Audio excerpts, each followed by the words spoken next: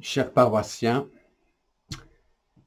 eh là là, ça fait très longtemps qu'on ne s'est pas vu. Je suis donc content et je me réjouis de vous revoir après maintenant plus d'un an. T'as mis de côté. Un plaisir de vous revoir. Je voulais juste vous exprimer dès le départ, là, mon immense tristesse à ce que vous avez dû vivre. Vous méritiez pas ça, d'avoir passé comme ça un an, pas savoir ce qui se passait au curé. Euh, de partir comme ça paisiblement avec un remerciement, c'est tout à fait normal, mais que votre curé soit retiré comme ça si rapidement et très douloureux. Et je sais que vous avez écrit des pétitions, vous avez écrit des textes, vous avez fait des textos, et à l'archevêché et à moi. J'ai reçu beaucoup de courriels et de textos. Et je vous remercie pour ça.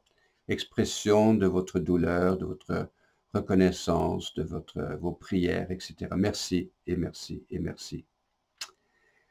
Alors après tout ça, après un an, il semblerait qu'il y a un décret qui a été écrit en disant que c'est terminé.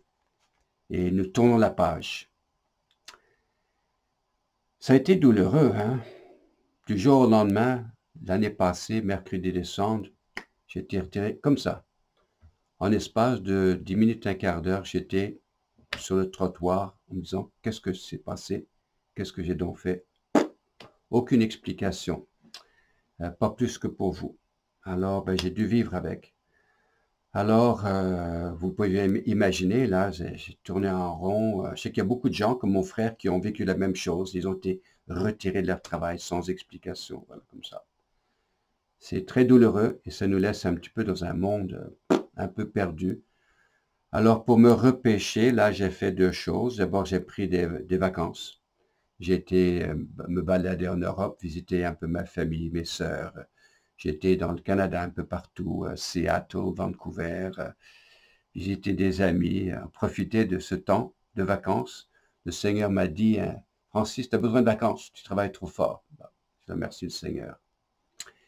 Et ensuite, après ça, ben écoute, j'ai fait comme ce que vous feriez vous-même, c'est-à-dire ce que ferait tout bon chrétien, c'est d'être au service des autres, service des pauvres, de notre mieux. C'est la seule façon de sortir de ces dilemmes pénibles. Alors, qu'est-ce que j'ai fait? Ben, je me suis offert, et puis à Verdun, justement, ça tombait à Verdun, j'avais besoin d'un curé, parce que le curé qui était là, qui est plus jeune que moi, est mort d'un cancer fulgurant du pancréas.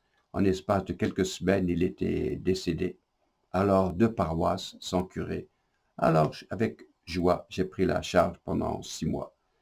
Et c'était une belle occasion. Rencontrer bon du monde, ça a été tout un changement. J'ai bien aimé voir d'autres mondes, rencontrer d'autres personnes. Les équipes paroissiales sont formidables là-bas. C'était vraiment un plaisir de travailler avec eux. Je m'attendais évidemment qu'à Noël. J'aurais dit que je restais pardon, je leur ai dit que je restais jusqu'au mois d'août, en me disant, bon, mon affaire, c'est terminé.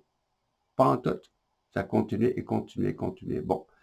Alors, du coup, ben, qu'est-ce que j'ai fait?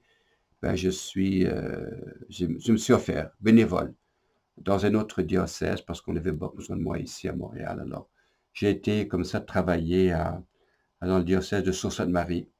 Je m'occupe de paroisses bilingues, de beaucoup d'Autochtones dans le coin. C'est petit, mais c'est très agréable. J'aime bien. Je voyage beaucoup en voiture de paroisse en paroisse, comme ça les dimanches et durant la semaine. Mais des gens très agréables, personnel merveilleux ici, très agréable de travailler avec eux. Alors c'est ça, je leur ai dit que je resterais jusqu'à Noël, en me disant, bon, ça va terminer, écoute, ça fait 9 mois, ça serait terminé. Non, pas du tout. Ça continue, ça continue.